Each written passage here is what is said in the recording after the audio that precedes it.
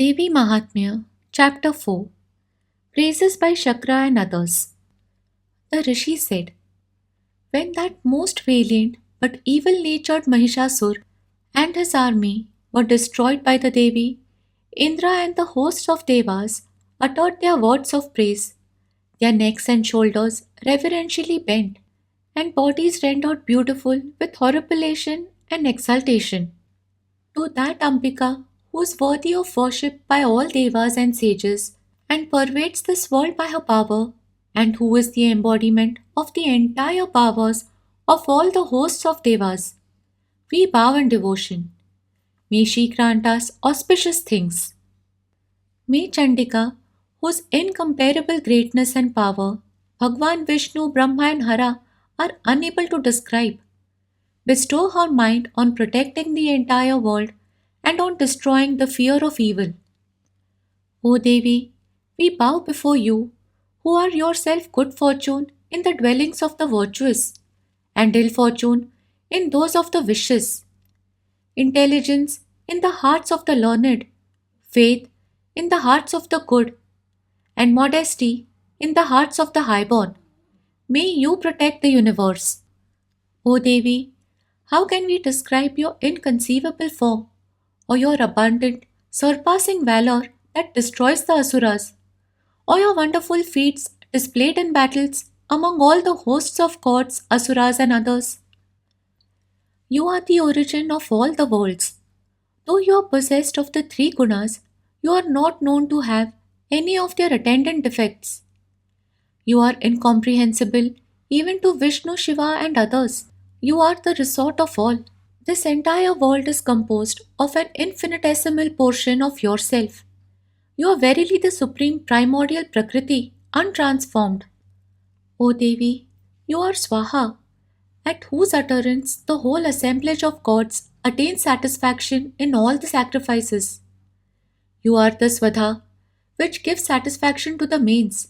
Therefore, you are chanted as Swaha and Swadha in sacrifices by people.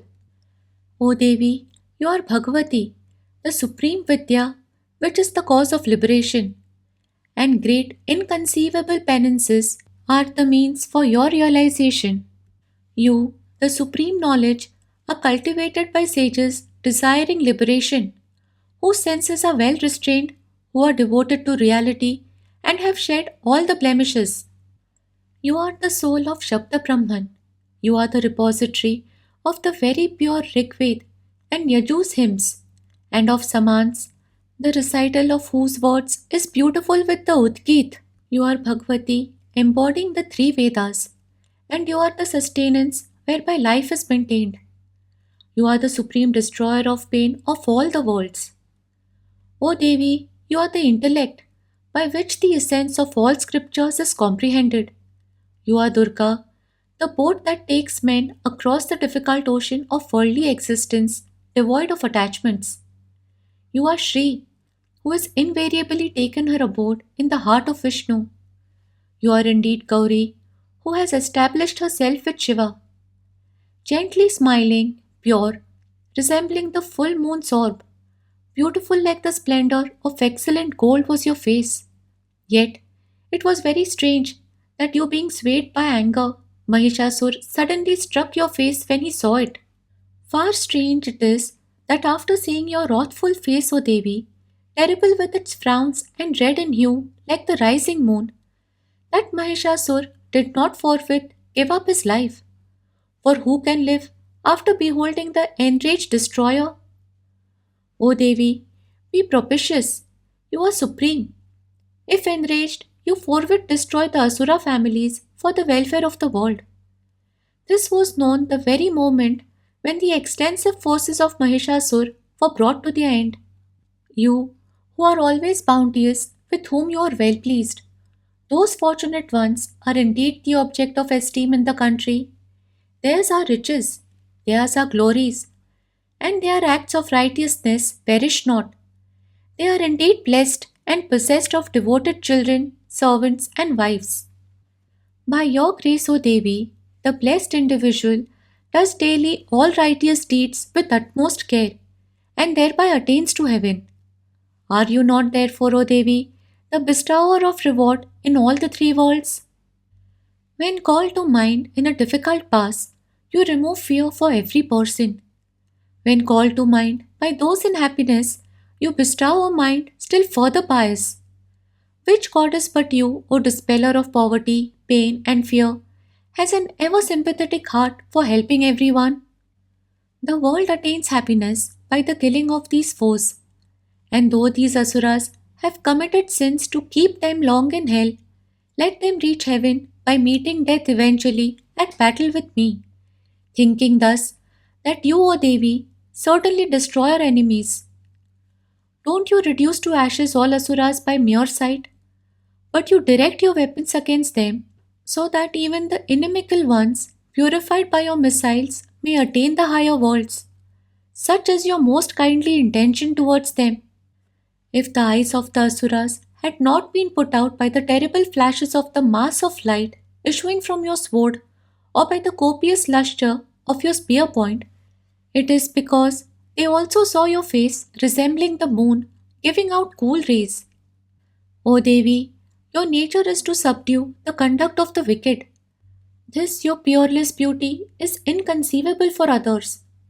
Your power destroys those who have robbed the devas of their prowess, and you have thus manifested your compassion even towards the enemies.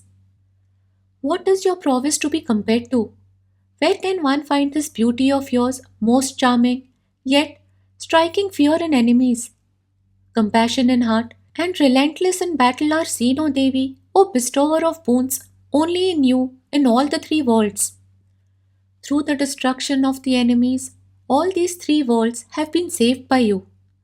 Having killed them in the battlefront, you have led even those hosts of enemies to heaven, and you have dispelled our fear from the frenzied enemies of the Devas. Salutation to you. O Devi, protect us with your spear. O Ambika, protect us with your sword. Protect us by the sound of your bell and by the twang of your bowstring.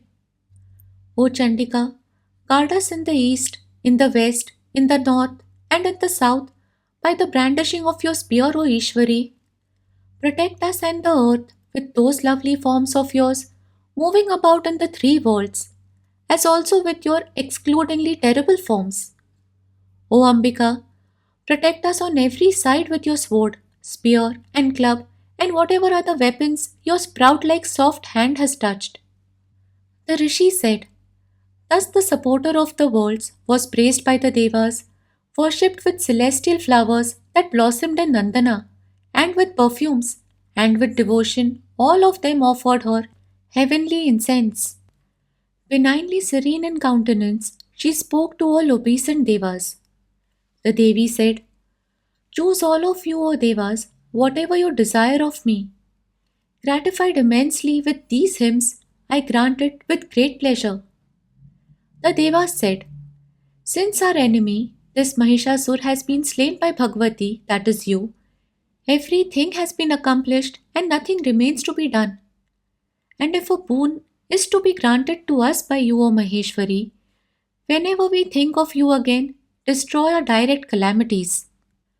O Mother of spotless countenance, and whatever mortal shall praise you with these hymns, may you, who have become gracious towards us, be also for his increase in his wealth, wife, and other fortunes together with riches, prosperity, and life, O Ambika. The Rishi said, O King, being thus propitiated by the Devas for the sake of the world and for their own sake, Bhadrakali said, be it so, and vanished from their sight. Thus I have narrated, O King, how the Devi, who desires the good of all the three worlds, made her appearance of yore out of the bodies of the Devas, and again how, as a benefactress of the Devas, she appeared in the form of Gauri for the slaying of wicked Asuras as well as Shumbha and Nishumbha and for the protection of worlds. Listen as I relate it. I shall tell it to you as it happened. Here ends the fourth chapter called Praises by Shakra and Others of Devi Mahatmya in Markandeya Puran during the period of Savarni the Manu.